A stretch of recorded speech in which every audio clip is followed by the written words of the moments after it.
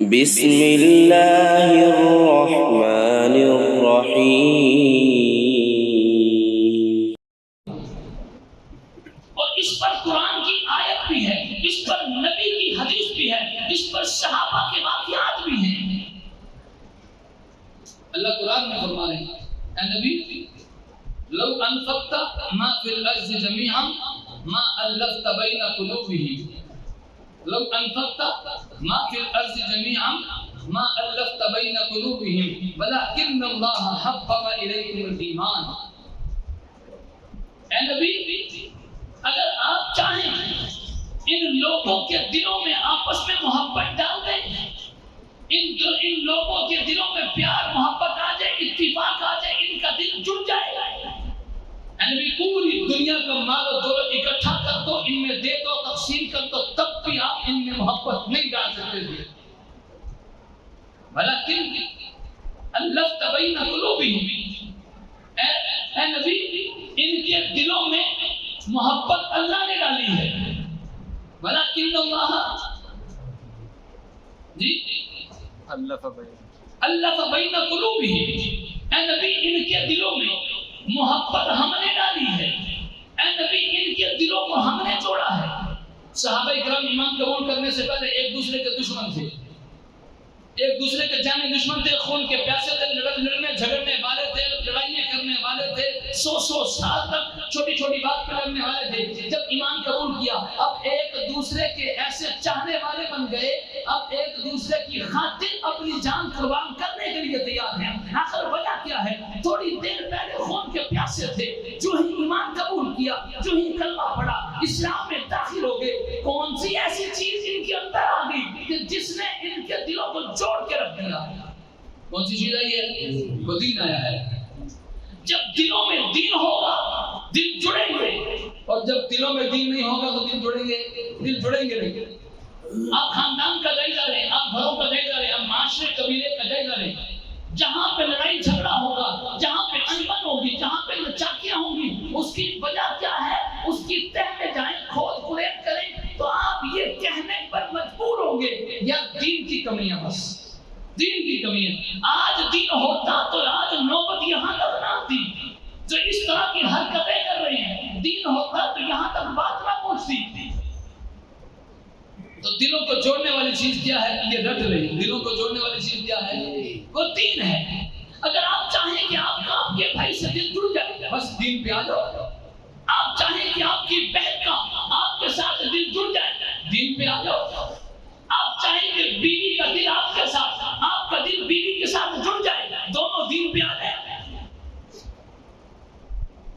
دین پہ آنے کی وجہ سے دل نرم ہو جاتا ہے، دین پہ آنے کی وجہ سے دل نرم ہوتا ہے، اور جب نرم ہوتا ہے تو جڑ جاتا ہے، اور جب سخت ہوتا ہے تو دل جڑتا نہیں ہے۔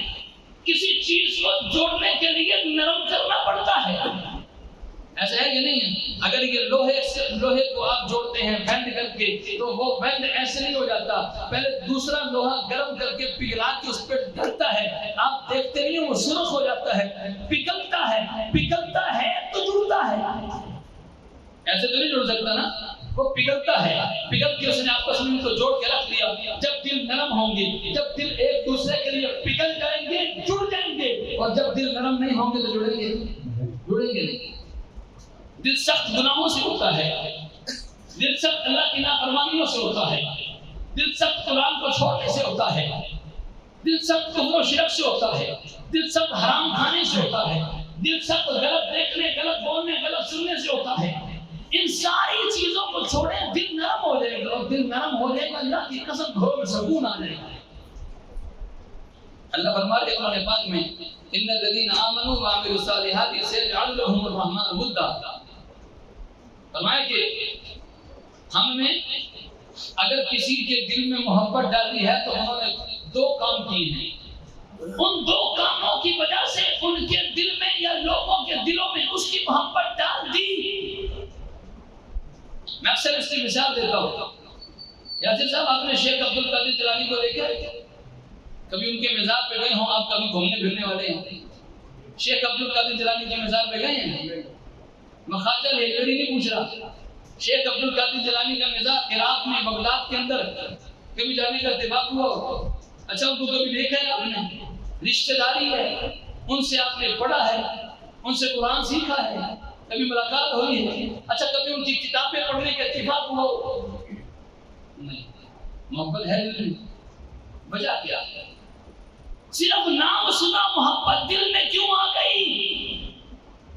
وجہ اللہ نے قرآن میں بیان کر دی، فرمایا اس کی وجہ یہ ہے انہوں نے ایمان قبول کیا، انہوں نے نیک اعمال کیے، انہوں نے اللہ کو راضی کیا، اللہ نے ان کی محبت ساروں کے دلوں میں ڈال دیا۔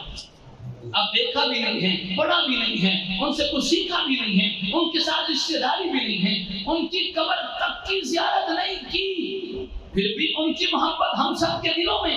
وجہ یہ ہے انہوں نے رب کو راضی کیا، رب نے ان کی محبت سب کے دل میں ڈال دی۔ شاید صاحب آپ نے شیخ خواجہ علی حجویری کو دیکھا ہو؟ نہیں دیکھا۔ آپ کی بھی ان کے ساتھ رشتہ داری ہو؟ ابو سے پوچھ رہے شاید ان کی ہو۔ علی صاحب خواجہ علی حجویری کے ساتھ کوئی سسرالی رشتہ یا کوئی نسبی رشتہ یا کوئی کاروبار میں پارٹنر تھے؟ کچھ بھی نہیں تھے، نہ ان سے کچھ پڑھا نہ سیکھا نہ کچھ نہیں۔ چلو دربار پہ گئے ہوں گے تو دربار میں بھی تو تبھی گئے نا کہ جب دل میں محبت تھی۔ دربار پر بھی تو تبھی جاتے ہیں کہ جب اللہ والے کے دل میں محبت ہوتی ہے، تو وہ محبت آئی کیوں؟ سوال یہ کہ محبت آئی کیوں؟ نہ دیکھا نہ پڑھا نہ رشتہ داری کچھ بھی نہیں، پھر دل میں محبت کیوں آ گئی؟ اس کی وجہ اللہ قرآن میں خود کہہ رہے ہیں، اس کی وجہ یہ ہے انہوں نے ایمان قبول کیا، انہوں نے نیک اعمال کیے ہیں، انہوں نے رب کو راضی کیا، رب نے سب کے دل میں ان کی محبت ڈال دی، سارے ان سے پیار کرتے ہیں۔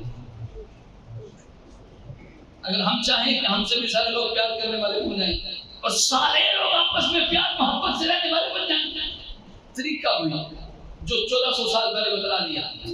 زمانہ بڑا جدید ہو گیا، سائنس ٹیکنالوجی کا زمانہ آ گیا، جدت ہر چیز میں آ گئی، ہر چیز کو جوڑنے کے طریقے ہر دور میں مختلف رہے ہیں، لیکن دلوں کو جوڑنے کا طریقہ 1400 سال پہلے بھی وہی تھا اور اب بھی وہی ہے اور قیامت تک بولو یہی رہے گا۔ کیا طریقہ ہے؟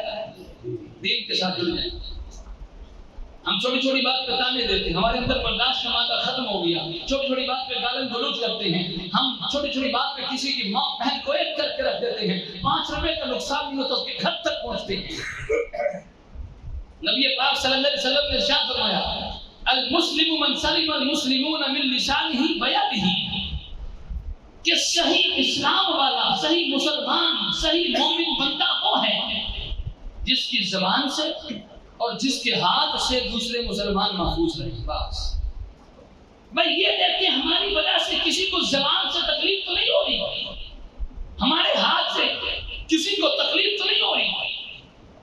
نبی پاک صلی اللہ علیہ وسلم نے زبان کا تذکرہ پہلے کیا، ہاتھ کا تذکرہ بعد میں کیا، اس لیے کہ عام طور پہ سب سے پہلے کسی کو تکلیف جو دی جاتی ہے ہاتھ کی نوبت بعد میں آتی ہے، زبان سے تکلیف پہلے دی جاتی ہے۔ ہاتھ سے تکلیف دینے کے لیے قریب جانا پڑے گا، زبان سے تکلیف دینے کے لیے کسی کو قریب نہیں جانا پڑتا، وہ فون پر بھی تکلیف دے دیتا ہے، دور بیٹھے بھی سنا دیتا ہے۔ کہتے ہیں زبان کا زخم نہیں ختم ہوتا، زبان کا زخم نہیں بھرتا، یہ ہاتھ کا زخم بھر جاتا ہے، تلوار کا زخم بھر جاتا ہے، لیکن زبان کا زخم بھرتا۔ آج ہم چھوٹی چھوٹی بات پہ تانے دیتے ہیں، خامن بیوی کو تانے دیتا ہے۔ نبی پاک صلی اللہ علیہ وسلم نے فرمایا خیرکم خیرکم لأہلہ وانا خیرکم لأہلہ، تم میں سے سب سے بہترین وہ ہے جو اپنی بیویوں کے ساتھ اچھا سلوک کرے، اور سنو تم میں سب سے زیادہ اپنی بیوی کے ساتھ اچھا سلوک کرنے والا میں ہوں۔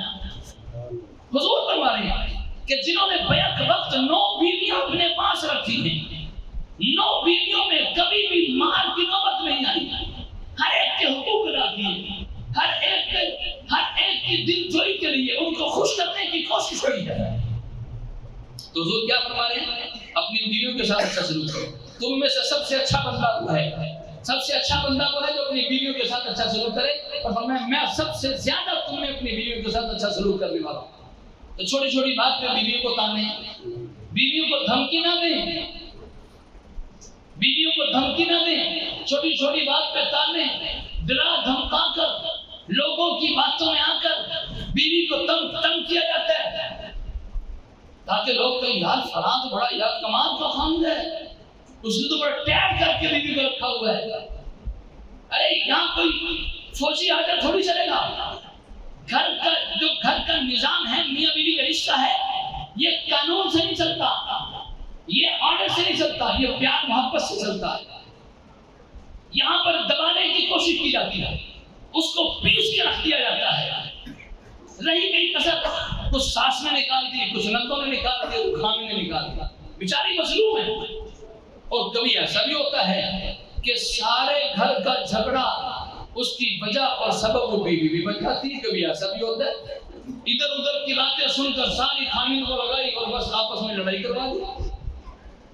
نبی پاک صلی اللہ علیہ وسلم اپنی بیوی کا کتنا خیال کرنے والے تھے۔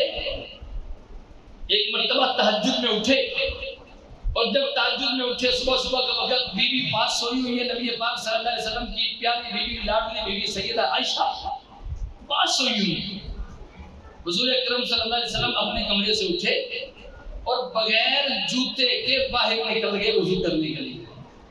اچانک آنکھ کھلی، پوچھا اے اللہ کے نبی صلی اللہ علیہ وسلم آپ نے جوتا بھی نہیں پہنا، بغیر جوتے کی جا رہے ہیں؟ فرمایا میرے دل میں آیا کہ میں جوتا پہنوں گا تو شور ہوگا، کہیں میری آنکھ نہ کھل جائے۔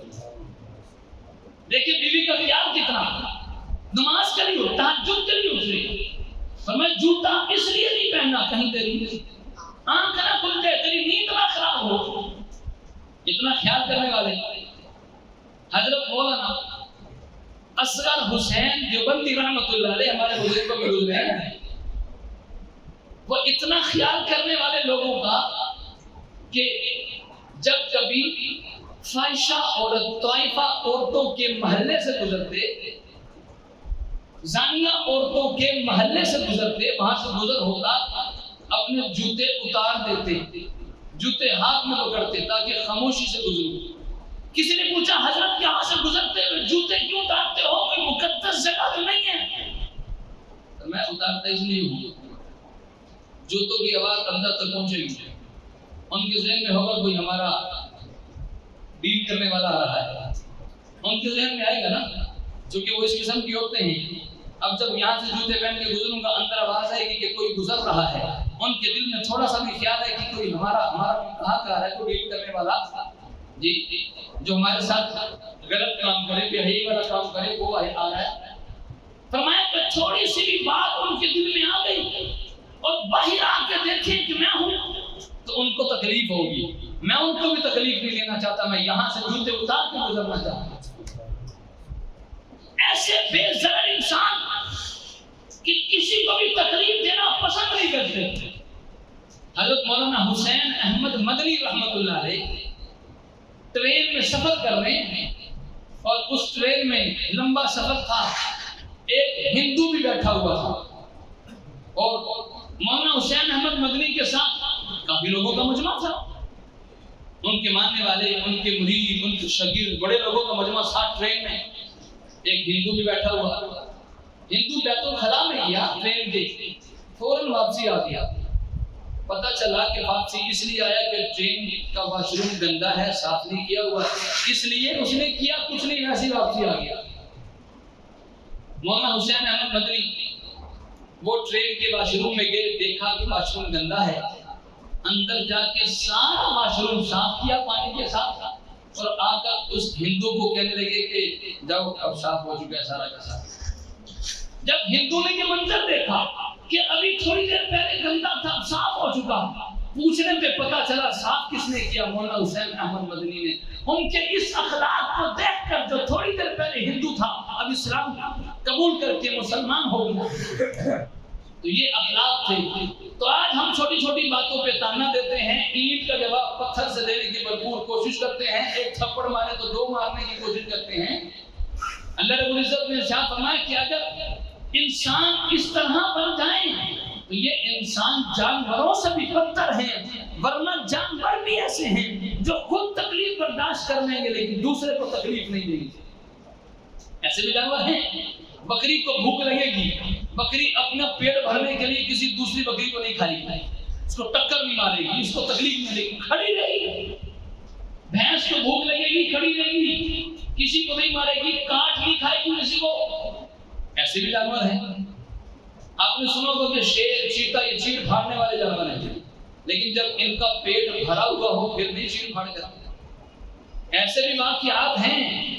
شیر کے پاس ہرن، شیر کے پاس بکری، یہ کھڑے ہیں لیکن شیر کچھ نہیں کہہ رہا، چیڑ پھاڑ نہیں کر رہا، شیر کھا نہیں رہا. معلوم کرنے پہ پتا چلا، اس کے مالک نے بتلایا کہ یہ اس وقت چیڑ پھاڑ کرتے ہیں جب بھوکے ہوتے ہیں. جب ان کا پیٹ بھرا ہوا ہو تو یہ ایک ہی جگہ پہ کھڑے رہتے ہیں، کوئی چیڑ پھاڑ نہیں کرتے. اور بعض جانور ایسے ہیں کہ پیٹ بھرا بھی ہو پھر بھی ڈنگ ماریں گے. جتنا مرضی سانپ کو دودھ پلا دیں ڈنگ مارنے، بچھو کو دودھ پلا دیں ڈنگ مارنے، جو مرضی کھا پی لے ڈنگ مارنے. اگر انسان بھی ڈسنے والا بن گیا، انسان بھی دوسرے انسان کو تکلیف دینے والا، ٹانگیں کھینچنے والا بن گیا، کسی کی ترقی کو دیکھ کر برداشت نہ ہوا، حسد کی آگ میں جل گیا، تو اس انسان میں اور جانور میں فرق ہے. یہ والے جانور میں سانپ اور بچھو اور انسان میں فرق کوئی نہ رہا. یہ سانپ بن چکا، بچھو بن چکا ہے. یہ شیر اور چیتے بھیڑیے سے بھی گیا گزرا بن گیا ہے. اس لیے اللہ نے ایسے انسان کے بارے میں کہا اولئک کالانعام، یہ انسان جانور کی طرح ہے، یہ انسان کے لانے کا حقدار نہیں ہے.